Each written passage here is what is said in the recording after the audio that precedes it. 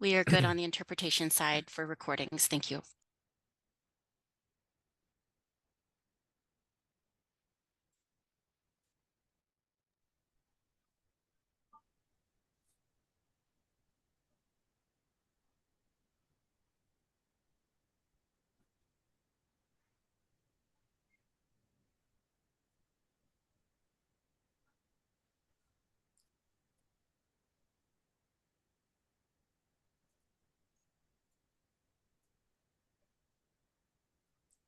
Hello, everyone.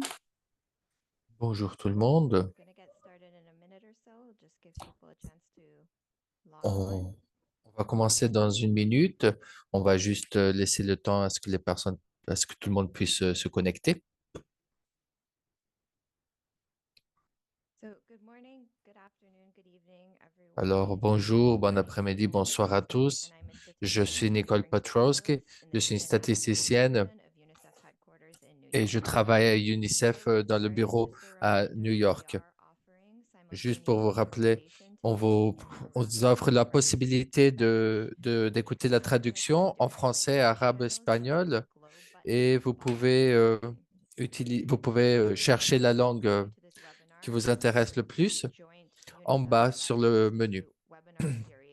Je suis très contente de vous recevoir ici aujourd'hui pour parler sur le rôle du dépistage développemental des jeunes enfants dans le système de collecte de nos données. On va parler des nécessités des données et de la possibilité de travailler les différents systèmes d'organisation pour pouvoir avoir un développement durable à des indicateurs de développement durable national et internationaux.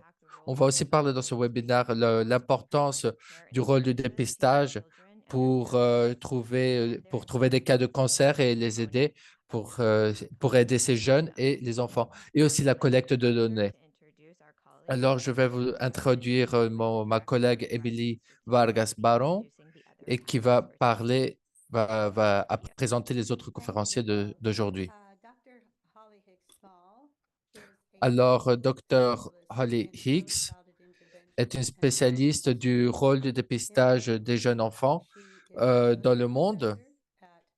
Elle est une professeure associée à l'Université d'Oregon où elle va parler où elle mène un programme sur les jeunes enfants, l'intervention sur les jeunes enfants. En plus de ceci, elle fait des recherches et travaille et aide des supports techniques.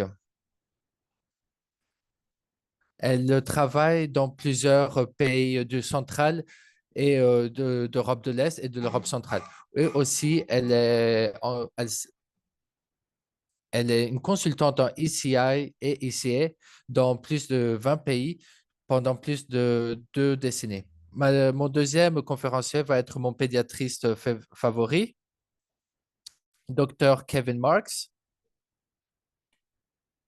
Il a aussi un PhD en santé publique et il travaille, ça fait longtemps comme un pédiatriste général dans un groupe médical au Oregon, aux États-Unis. En plus de ceci, aujourd'hui, il travaille comme médecin dans l'université de Odense au Danemark.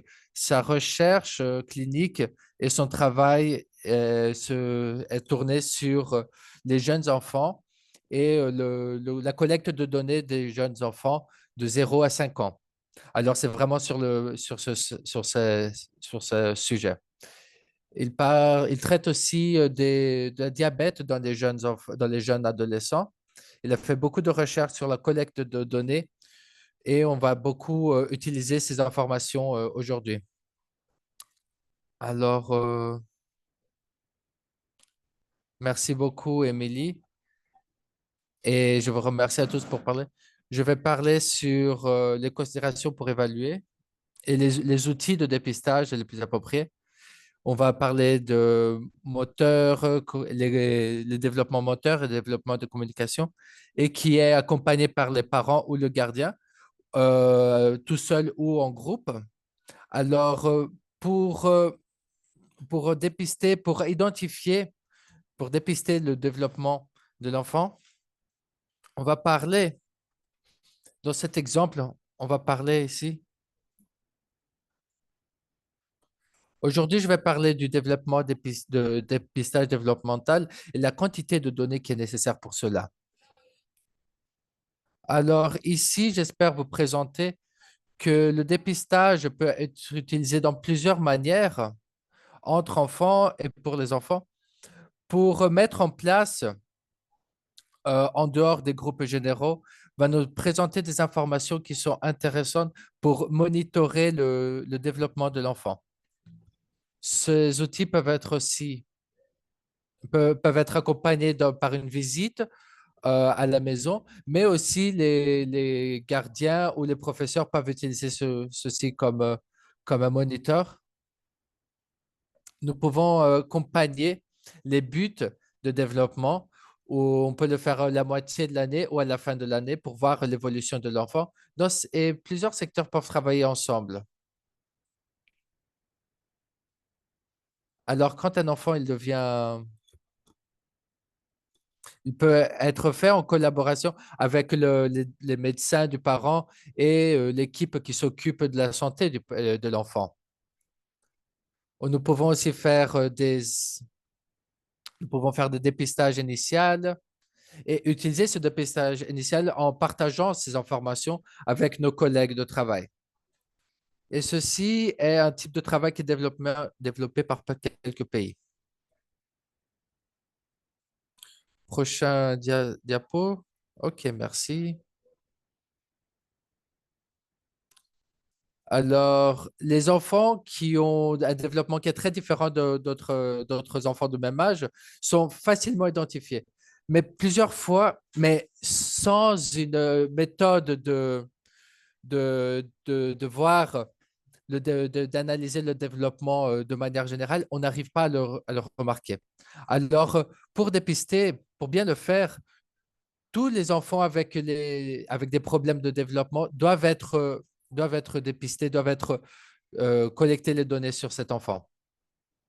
Et quand il est fait d'une manière de monitoration continue, il est fait avec plusieurs adultes qui accompagnent l'enfant. Mais aujourd'hui, on va parler des questions plus larges. Alors aujourd'hui, ce cas ici, c'est pour parler de la question de la collecte de données. Et quels sont les secteurs qui peuvent partager ces données pour comprendre l'évolution, les tendances et comment allouer les ressources et prendre des décisions politiques. Alors, nous pouvons, par exemple, comparer des résultats, considérant la localisation géographique, un groupe démographique spécifique. Nous pouvons voir des problèmes en question de proportionnalité où il peut y avoir une plus grosse prévalence d'un problème pour les enfants comparé à un autre groupe d'enfants. Aussi, il faut voir si ces données on arrive à bien les interpréter pour pouvoir travailler dessus.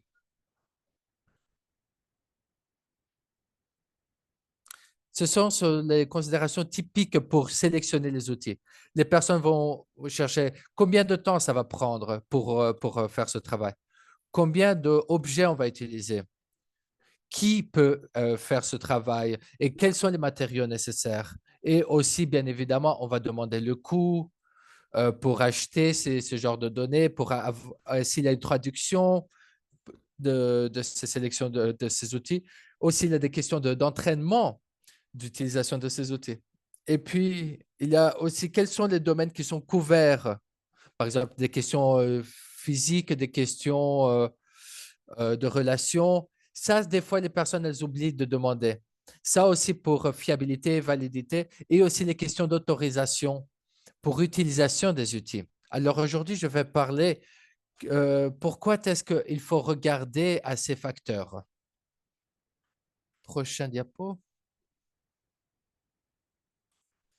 Je vais utiliser les meilleurs outils, ou je vais défendre l'utilisation des meilleurs outils pour les différents cas, surtout pour les personnes avec des problèmes, surtout pour des minorités et des personnes avec des problèmes physiques.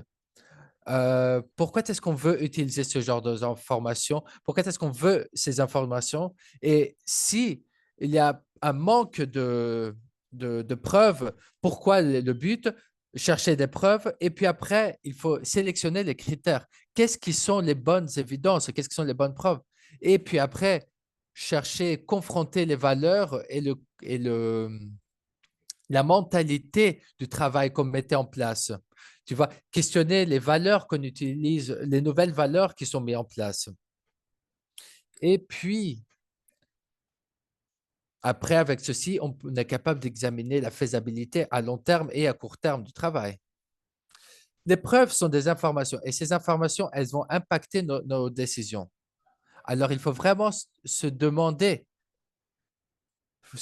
sur ces preuves. Quand on développe des dépistages, on peut se demander comment est-ce qu'on va trouver les informations, les meilleures informations et qui vont donner le moins de billets. Alors, il faut vraiment, c'est une question de travail, de mesurer le travail qu'on est capable de faire.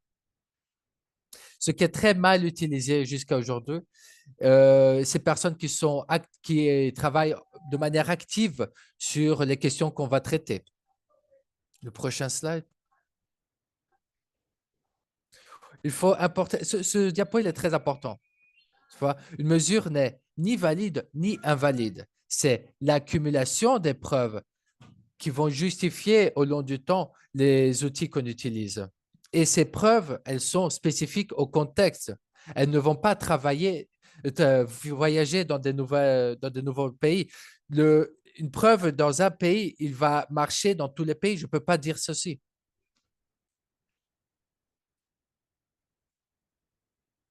Alors, dans les études déjà développées, nous avons une théorie unifiée de la validité, qui sont les preuves nécessaires à la validation. Et on va prendre des informations qui vont donner un contexte meilleur du travail qu'on fait.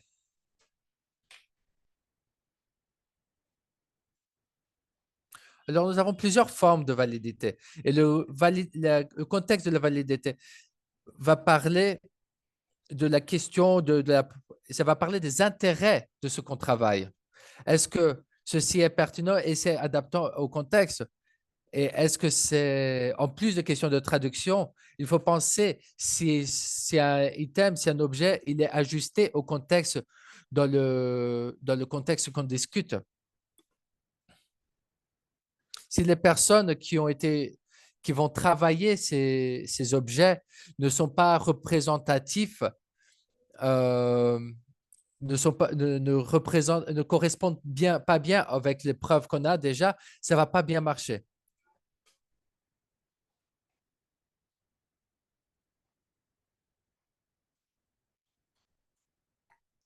On veut aussi parler des processus de réponse. Des individus, les différents individus peuvent répondre de manière différente aux expériences. Par exemple, une communauté peut croire qu'ils peuvent avoir que plus accès aux informations, euh, peut vouloir plus accès aux informations, tandis que d'autres veulent repasser ces problèmes aux autorités. Alors, par exemple, nous voyons des parents qui veulent travailler directement, d'autres non. Des fois, c'est plus facile de faire des questions directement aux enfants qu'aux adultes qui sont proches de l'enfant. Des fois aussi, comment on travaille, les réponses présentées de manière visuelle peut nous faire regarder ces preuves dans une manière, peut mieux travailler les questions de contexte de la preuve. Alors, les structures internes sont quelque chose que nous tous devons prendre au sérieux. Il faut voir la fiabilité dans le sens où quels sont les outils, de quelle manière on arrive à les utiliser. Est-ce que statistiquement, on peut, est-ce que statistiquement les preuves marchent? Elles ont un intérêt pour nous? Est-ce qu'elles couvrent bien l'étendue de la population que l'on travaille? Dans les études qu'on a publiés. Des fois, on a des échantillons qui ne représentent pas bien la population où les outils vont être utilisés. Les données aussi peuvent ne pas être fiables si les équipes qui sont responsables pour la collecte de ces données n'ont pas été bien entraînées. La littérature publiée peut montrer que les médecins ont du mal à remarquer des problèmes entre les problèmes sur les données. Alors, il faut faire attention avec l'interprétation des données que l'on a. On peut aussi collecter les preuves et en relation à autres variables. Alors, si on a des relations qui soutiennent la validité, on peut mesurer, on peut prendre en considération des retards de développement propres au pays où la collecte de données a été mise en place. On va aussi prendre en considération les conséquences. Nos mots et nos actions ont une conséquence immédiate pour les familles. Alors, des fois, au lieu d'avoir un abordage centré sur la famille, il faut prendre en considération que ceci aura des impacts à long terme. Si, par exemple, on ne prend pas en considération les enfants qui ont un retard léger, on peut oublier ce genre d'enfants lors de la collecte des données. Si un outil ne va pas prendre en considération un retard, un médecin peut oublier, peut ne pas savoir de ce retard et ce qui pourra causer des problèmes avec la famille parce qu'on n'est pas sûr justement des problèmes que l'enfant a. Alors, ceci peut avoir un coût direct sur les systèmes de santé publique, sur le système d'éducation par rapport au développement de l'enfant qui sera immédiat. Et on veut prendre en considération la faisabilité. Tous les côtés de l'outil doivent être pris en considération. Ici, je présente vraiment les points principaux. Lorsqu'on crée un outil, le travail n'est pas fini.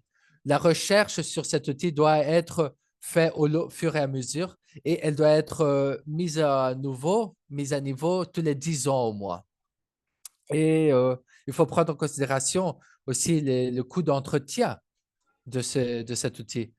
Mais des fois, le coût de l'outil peut être initialement bas, mais le coût de maintenance peut être haut parce qu'il peut avoir un coût plus lourd sur l'entraînement, sur la recherche nécessaire, sur la mise en place, mise à jour. Est-ce qu'il y a un guide d'utilisation pour cet outil? Est-ce qu'il y a un support pour l'utilisation de ces outils?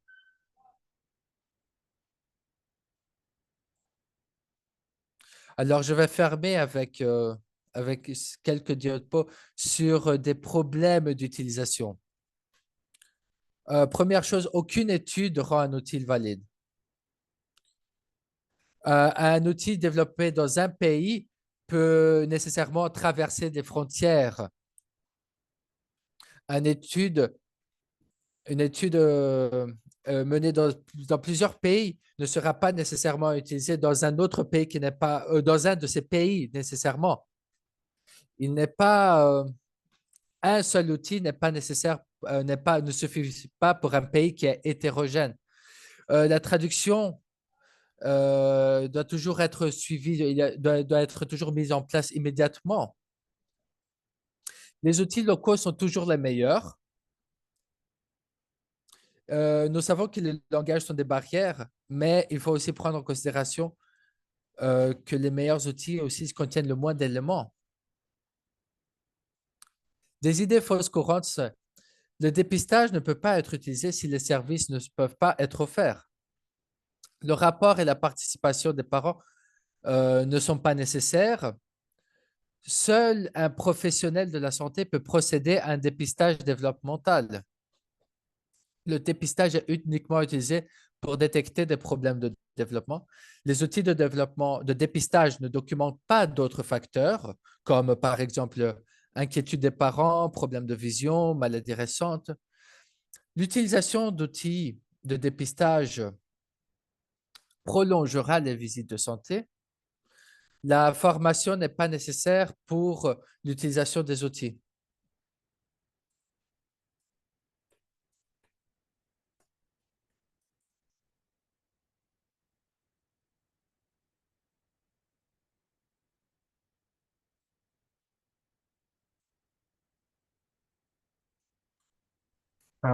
La dernière partie du diapo Le prochain slide, parle c'est quelques vraiment recommandations. de la formation, pas nécessaire pour l'utilisation des outils. Alors, quand il s'agit de certains outils, il faut toujours faire attention. Premièrement, il faut faire attention à la qualité, qu'il s'agit d'examiner les preuves d'un outil, les articles évalués par des pairs, la qualité de la revue, l'année de la publication est aussi très important. Donc, il y a aussi des conflits d'intérêts, par exemple, qui a rapport aux auteurs de l'étude, les bailleurs de fonds. La taille de l'échantillon et la représentation sont aussi importantes. La preuve de l'égalité. Quand on parle aussi de l'entraînement ou de formation, donc il y a certains outils qui sont très importants.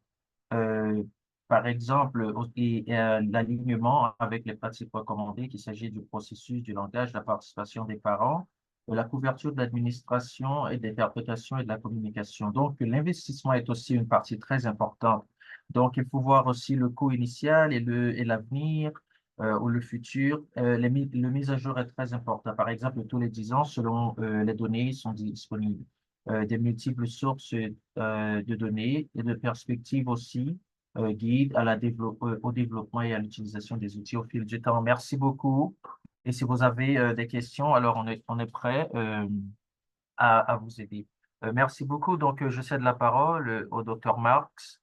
Salut, bonjour, mon nom est docteur Marx.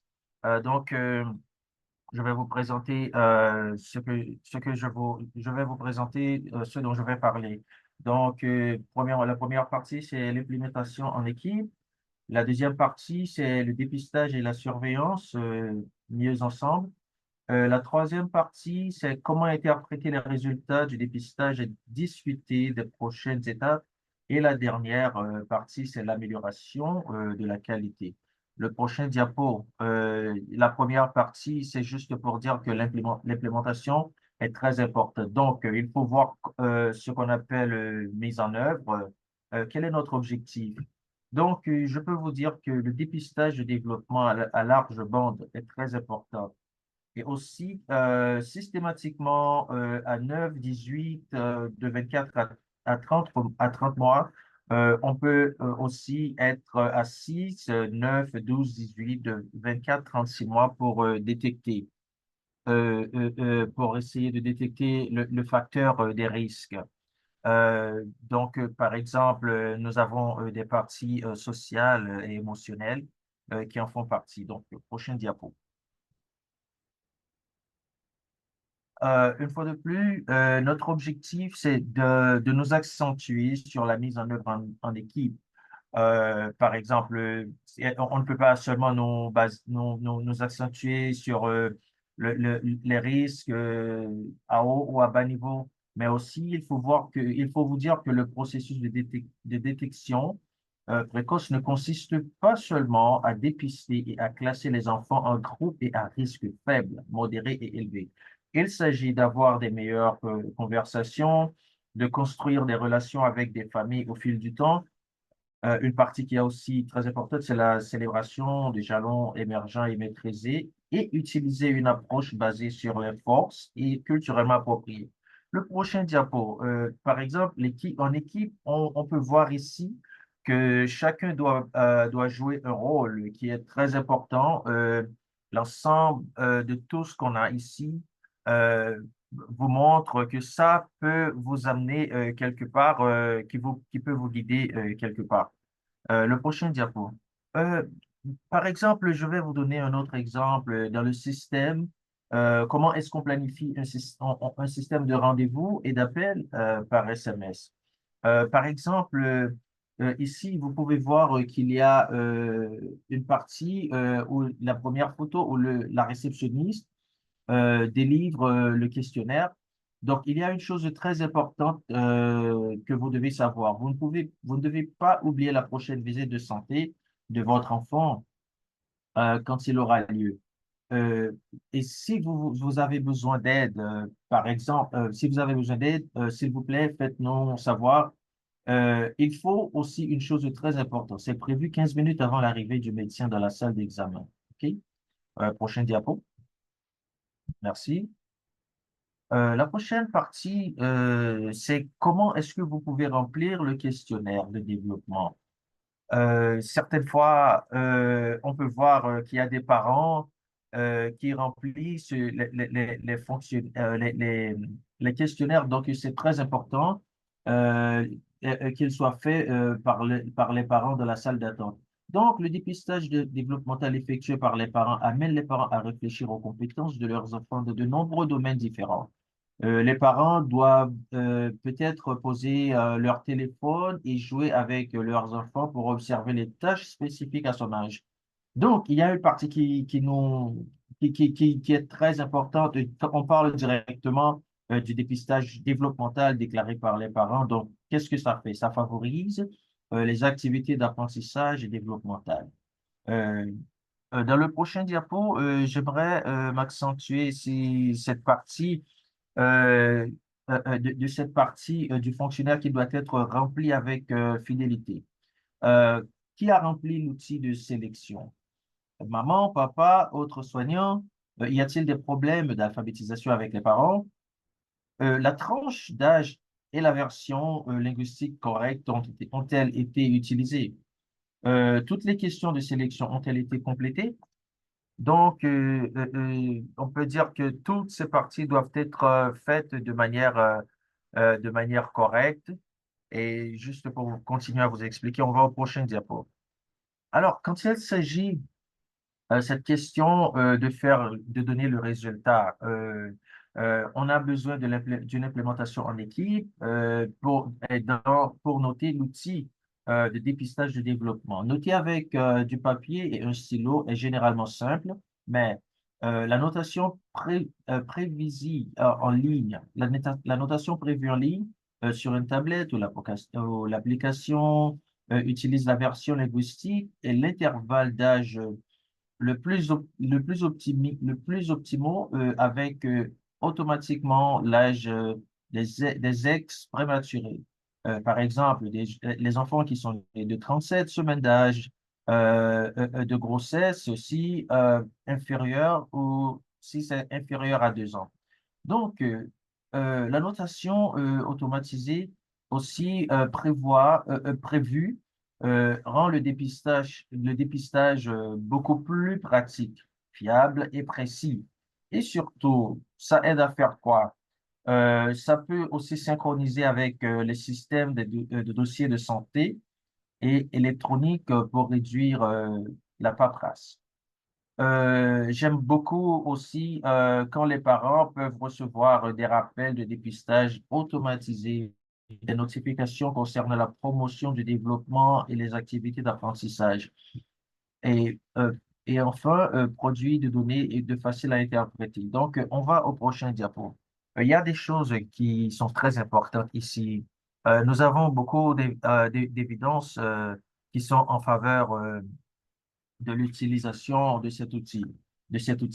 Alors, si vous regardez ici sur l'écran, quel résultat à long terme améliore grâce à la mise en œuvre de dépistage périodique du développement?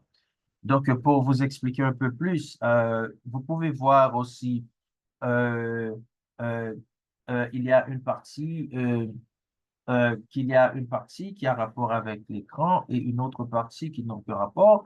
Cependant, dans le prochain diapo, il faut voir que l'efficacité du dépistage développemental en milieu urbain, ça grandit de temps en temps. Par exemple, quand on a de plus en plus d'évidences juste qui peuvent montrer comment l'utilisation fonctionne. Et aussi, on a fait un essai randomisé et contrôlé par des groupes parallèles. Donc, on a 4 cabinets médicaux.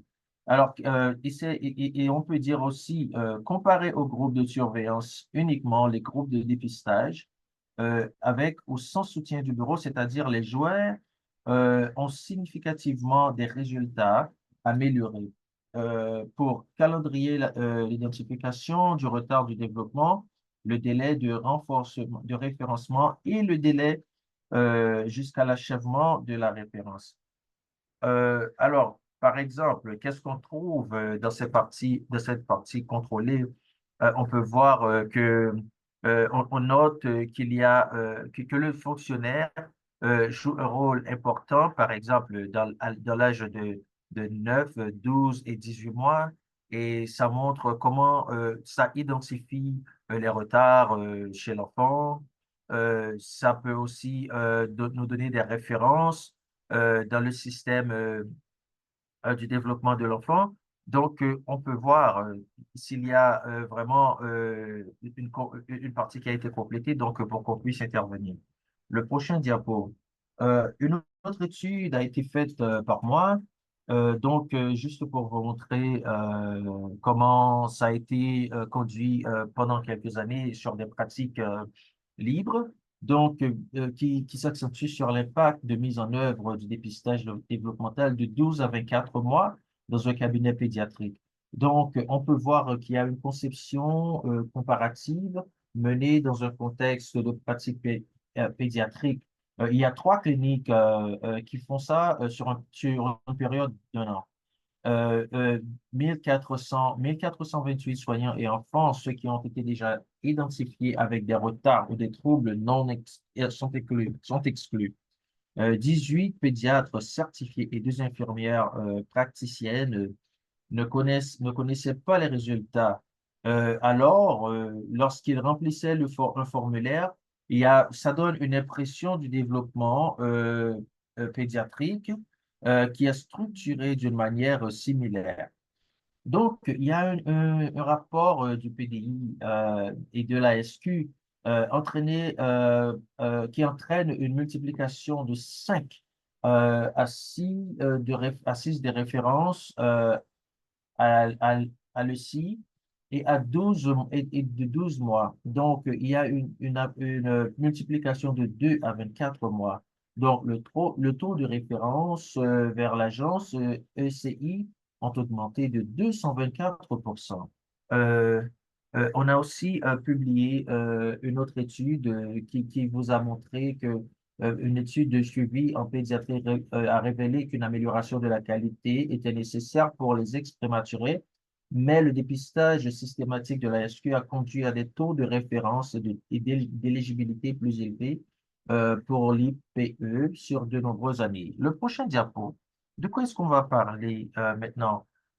Si vous regardez les images, j'aimerais que vous sachiez ce que ça signifie. Par exemple, pour le dépistage et surveillance suivie, mieux ensemble. Le numéro 1, obtenir les inquiétudes des soignants. Deuxième partie, rassembler une histoire de développement, examen et étapes spécifiques à l'âge des résultats du dépistage antérieur. Numéro 3, identifier les facteurs de risque et de protection. Numéro 4, observer l'interaction enfant-parent, parent-enfant. Le numéro 5, promouvoir le bien-être développemental, des conseils anticipés, conseils sur la lecture des livres adaptés à l'âge, la fourniture des conseils parentaux fondés sur des données probantes. Pour continuer, il faut aussi voir que la partie du document est très importante. Le document, c'est le processus, qui se base sur le processus et les conclusions. En dernier lieu, il faut voir beaucoup de suivi qui se base sur des étapes après l'interprétation. Donc, on peut dire que toutes ces parties sont très importantes pour surveiller ou pour porter une surveillance sur les enfants. Prochain diapo. Dépistage et surveillance, suivi de mieux ensemble. Donc, mieux ensemble veut dire quoi? On a vu que le dépistage et le suivi du développement permettent d'identifier mieux les enfants qui ont besoin d'une intervention précoce. Les enfants bénéficiant simultanément d'un suivi de développement et de dépistage du développement étaient significativement plus susceptibles de recevoir des services d'IPPE que les enfants bénéficiant. Ça veut dire quoi? Euh, Quand c'est un suivi du développement, ça se fait seul. Le dépistage développemental seul ou et il y a aussi ni surveillance du développement, ni dépistage du développement. Donc, la question dont on se pose, la question de savoir si un dépistage ou une surveillance du développement a été définie par par les souvenirs des parents dans une étape téléphonique nationale menée auprès de 91 1642 soignants américains avec un taux de réponse de 51,2%. Donc, on va voir dans le prochain diapo, à partir de 12 mois, ce qui se passe. Le PDI sur 12 mois. Donc, une partie qui est très importante, ça montre il y a 20 personnes qui ont participé. Alors, 0% du temps, on peut voir qu'il y a des gens qui se posent des questions. Est-ce que c'est vrai que ça fonctionne ou est-ce qu'il y a un problème? Par exemple, si on regarde ici, à partir de 12 mois, il y a un montant de 15% qui a été augmenté. Donc, et une partie très importante que j'ai remarquée, c'est que les pédiatres ou les infirmières pratitionnaires, ils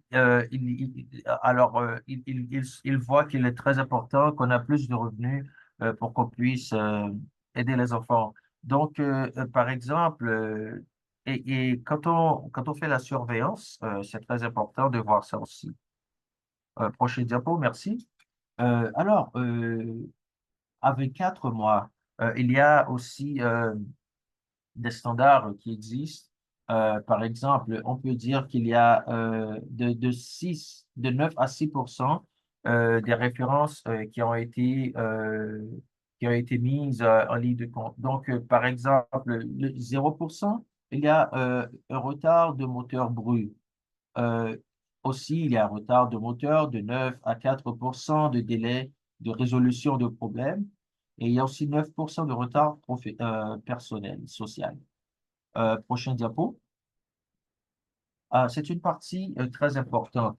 Par exemple, on peut voir dans le dépistage à SQ, il y a 58% des enfants, des cas qui n'auraient pas été référés à une agence d'IPPE sur la seule base de la DPI ou de la surveillance suivie.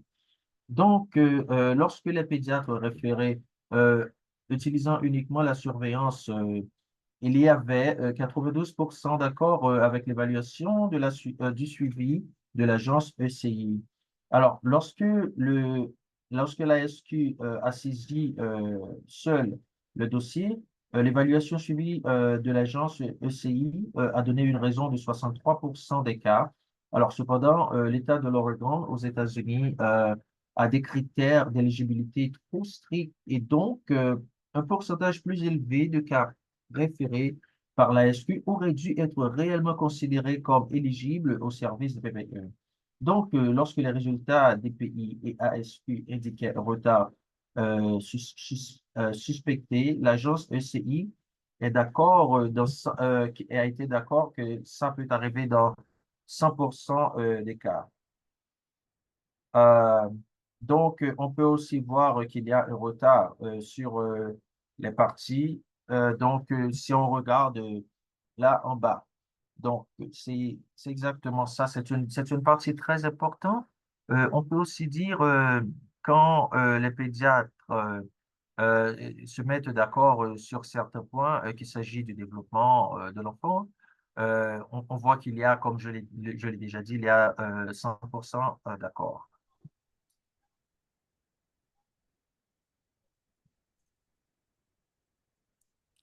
Alors, une autre étude, encore une fois, plus de preuves sur ceci. Une section coupée. Encore une fois, ils ont utilisé ce questionnaire sur les âges et faire le suivi à 9, 18 et 24 mois de leur pratique pédiatrique. Ce qui est intéressant ici, c'est que 11 de ces sujets, 15 de ces sujets n'ont pas été identifiés par le système de suivi du pédiatrie américain. Ils ont passé par le programme d'entraînement avant ceci, il faut se rappeler de ça. Ici, c'est plus de preuves. Maintenant, c'est une révision systématique, une étude qui a été faite par des pédiatriciens il n'y a pas longtemps. Ici, c'est de voir le développement, le retard de développement. Nous avons 539 études, 11 qui répondaient aux critères d'inclusion. Ils ont découvert que la sensibilité variait de 14 à 54%, et ce qui n'est pas bon. Alors, il faut avoir pas ça comme un standard d'or.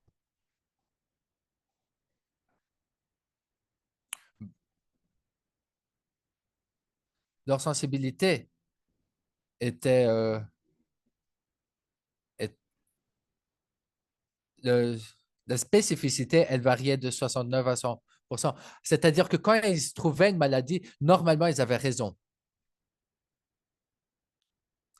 Mais bien sûr, il y a des études aberrantes sur toutes les études de ce genre qu'on fait. Prochain diapo. Alors, ici, on va réviser. Alors, le dépistage va améliorer considérablement la détection des jeunes nourrissons comparé avec les enfants plus vieux. On a détecté plusieurs types de retards et dans ma recherche, c'est surtout ces questions de personnel social. Ce n'est pas exactement du moteur fin. C'est ça que normalement les bons les bons pédiatriciens, les bons infirmiers ont du mal à détecter. Des enfants avec des retards plus légers, on a plus de possibilités de détecter ça, ces retards légers, lorsqu'on compare avec des délais globaux. Ça va compenser la faible sensibilité et le développement des suiveux va améliorer la spécificité. Je trouve ça vraiment intéressant. Ce n'est pas que le dépistage, c'est aussi le suivi. Alors, quand on va interpréter les résultats du dépistage, est-ce qu'un a été sauté ou pas encore? Si oui, est-ce que les parents ont été repassés cette tâche? Est-ce qu'il y a un type de test rapide qu'on peut faire dans le bureau du médecin? Et il est important de remarquer des motifs, des éléments qui sont fréquents. Peut-être cet enfant devra avoir une visite de suivi. Peut-être à l'âge de 12 ans, peut-être avant les 18-24 mois. Prochain diapo. Alors, je veux parler des délais, c'est-à-dire quand le pédiatrique il a recommandé ce suivi. Ce qui manque des fois peut-être, ce qui peut avoir des problèmes de coordination entre les bureaux, entre l'infirmier et le pédiatrique. Et alors, il y aura un autre côté, par exemple, qui va dire, ah, ça va pour moi. Mais il y aura le prochain bureau va dire qu'il y a un manque. Alors, il y a des problèmes entre la communication. Dans notre étude, nous avons vu que il y avait plus de manque d'échouer de retard pas vu. Alors, lorsqu'on a vu les démographiques de jeunes enfants, ça n'expliquait pas ces motifs. OK, merci. Alors, pour les prochaines étapes, je veux parler d'une étude qui avait des groupes spécifiques. Et ce qu'ils ont découvert, c'est que la plupart des pédiatriciens vont faire un suivi, vont demander un suivi, un abordage d'une certaine manière plus légère. Mais il y a un plus petit groupe qui préfère avoir une communication plus directe, ce qui va dire exactement les résultats du dépistage.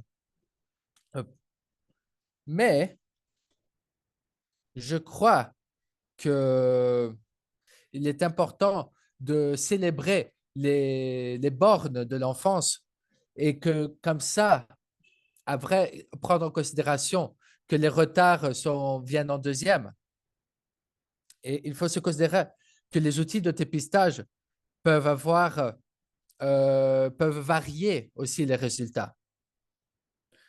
Et il faut prendre aussi en considération que dire qu'il y a eu un résultat correct ou un résultat faux, ça peut être un peu problématique, ce genre de vocabulaire.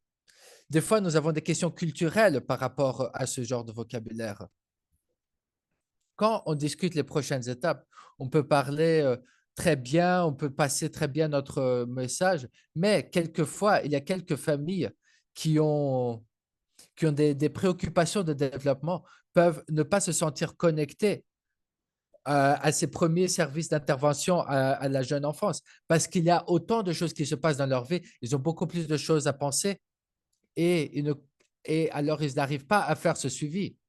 Alors, cette étude de Nelson pointe l'importance du chiffre d'enfants qui peuvent être servis.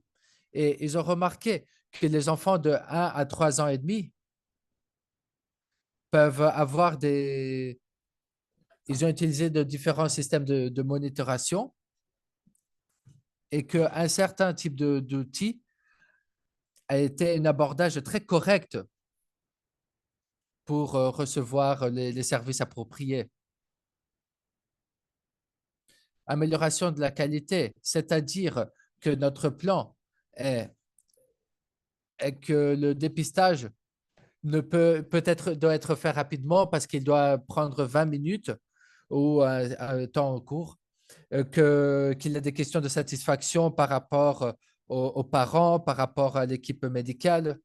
Alors, il faut faire un dépistage de pré-visite où on va étudier le questionnaire, on va étudier comment le dépistage affecte le bien-être, la satisfaction des parents et les guides. Et on a un guide pour faire ce genre de recherche. Prochain slide, prochain diapo. Alors, cet exemple, il y a une étude sur ça. Et ça, c'est intéressant. Après, mettre en place un outil de dépistage, le temps de visite, il a été fait plus court, de 2 à 3 minutes pendant la deuxième et troisième vague de mise en place. C'est-à-dire, le dépistage peut être plus rapide, peut faire que l'équipe travaille de manière plus rapide parce qu'on va faire plus d'observations, les observations plus correctes pour vraiment trouver toutes les informations correctes, ne pas perdre de temps pour les informations incorrectes, pas nécessaires. Alors, ça améliorerait ça améliorerait le niveau de conversation aussi entre le pédiatricien, entre l'équipe médicale et les parents. Et les parents sentaient que les réponses étaient bien répondues, les questions étaient bien répondues. Il y a aussi des études qui ont montré que la satisfaction des parents n'avait pas amélioré. Alors, qu'est-ce qu'on fait? On va faire un autre cycle PDSA et on essaie d'améliorer. Vous comprenez? OK, prochain diapo. Une autre question d'amélioration de qualité. Notre communauté, notre pays peut être multilingue. Nous pouvons avoir plusieurs langues dans notre communauté. Ça peut être urbain et nous pouvons avoir une grosse variété de capacité de lire, d'alphabétisation des parents. Alors, nous avons un système informatisé d'aide à la décision clinique. Alors, quel est le pourcentage d'enfants entre 0 à 5 ans qui sont dépistés, surveillés, référés et liés au service DPPE avant et après la mise en œuvre d'un SCCD, SSS? Après, on va exécuter ce travail. Prochain slide. Alors, une autre étude qui va répondre à ces questions. Alors, ceci a été publié par Carroll et collègues en 2014. J'ai beaucoup aimé le lire et il parlait de ce système informatisé d'aide à la décision clinique qui a automatisé le dépistage. Et sans surprise, il a amélioré la surveillance du développement dans les intervalles qui sont recommandés dans les États-Unis, qui sont recommandés aux États-Unis, 9, 18 mois, 9, 12, 18 mois.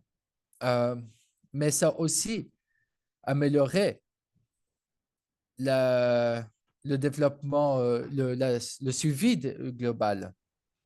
Alors, il y a une amélioration aussi sur les capacités d'échange avec les parents. Et ça n'était pas vraiment pris en considération avant. Alors, on a eu un âge encore plus précoce pour trouver les retards chez les enfants. Prochaine diapo.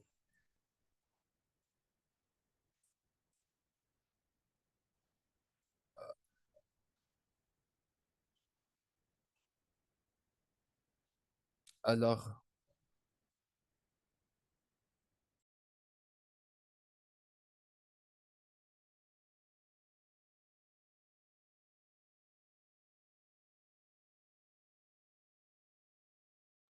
Alors, ça peut aussi implémenter une partie qui se base sur les soins journaliers. Donc, on peut dire que l'implémentation est très importante. Là d'où je viens, du Danemark, nous avons les praticiens généraux se basent sur beaucoup d'implémentations. Par exemple, les gens disent souvent ça doit être fait, ça doit être fait à Danemark. Alors, ça dépend de la façon dont on le fait. Prochain diapo. Ces deux derniers diapos vous montrent une grande image sur ce dont nous avons parlé. J'ai parlé de l'importance de l'implémentation. Alors, comme quelque chose qui a été ajouté, donc il faut considérer l'objectif de l'utilisation en combinaison avec la surveillance. Donc, pour considérer cette partie, euh, il y a aussi une question qui s'appelle épidémiologie. Donc, on peut dire, on ne peut pas négliger les soins des enfants. Aussi, ça doit augmenter la capacité sur le soin des enfants. Quand on a implémenté cette partie de l'utilisation, on peut dire que ça peut nous entraîner à une autre partie. Donc, merci. Rappelez-vous, il faut toujours combiner l'utilisation périodique pour surveiller sur l'enfant à un risque de retard. Par exemple, il est toujours très important de communiquer avec les départements qui sont responsables pour le développement des enfants. Il faut toujours avoir une communication à deux sens. Donc, quand vous entrez sur la partie de la communication avec les parents sur la question des enfants, il y a un plus grand pourcentage d'enfants sur lesquels on se concentre sur leurs problèmes. Donc, ça peut être un peu plus coûteux. Donc, euh, aussi, pour aussi dire que les enfants ont besoin d'une attention intensive quand il s'agit des services qu'on fournit. aux soins de ces enfants. Donc, juste pour vous montrer ici qu'il y a quelque chose de très important. Attendre et voir. Donc, c'est pour le coucher du soleil, pas pour détecter et résoudre le problème du développement et du comportement chez les enfants. Merci. Merci beaucoup, Dr. Marx, pour votre excellente présentation. Alors, je vois qu'on a très peu de temps. Donc, je voudrais présenter 8 étapes qui se basent sur la mise en œuvre des systèmes nationaux d'IPPE pour le dépistage, le suivi et la planification du développement de l'enfant. Donc, parlant de ça, nous avons jeté un coup d'œil sur les différentes étapes qu'on a discutées sur la partie pour le développement des enfants. Donc, cette partie nous montre comment les données peuvent être utilisées à travers certains pays au niveau national et au niveau international qui se fait hors de certains pays. Donc, aussi, quand on peut aussi anticiper les besoins des enfants, on peut anticiper le soin des enfants aussi. Donc, un peu plus tard, je pense que je peux présenter quelque chose sur les huit étapes dont je viens de vous parler. Donc, je pense que ça a été toujours important d'avoir une si bonne opportunité de vous montrer quelque chose qu'on a fait sur des recherches qu'on a effectuées quand il s'agit de développement des enfants. On est aussi conscient qu'il y a des pays à travers le monde qui ont un bon niveau de ressources, aussi l'adaptation, aussi la surveillance dans ces pays sont aussi très importantes et aussi de manière individuelle le soin et le développement des enfants à bas âge, on peut dire que ça a été, dans certains pays, ça a été fait de manière ça a été fait avec succès. Par exemple, dans certains pays en Afrique du Sud, euh, l'Afrique du Sud a développé un système qui a montré un bon avancement dans le développement des enfants et aussi une partie limitée dans leur système.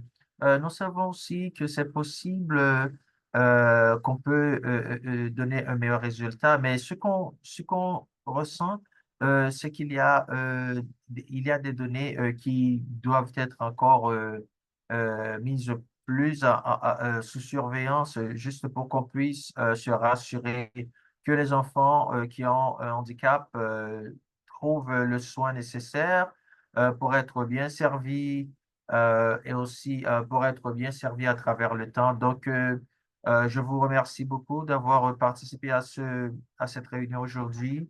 Nous voulons de tout cœur remercier l'UNICEF d'avoir été notre partenaire dans cette activité. Je veux remercier le docteur Marx.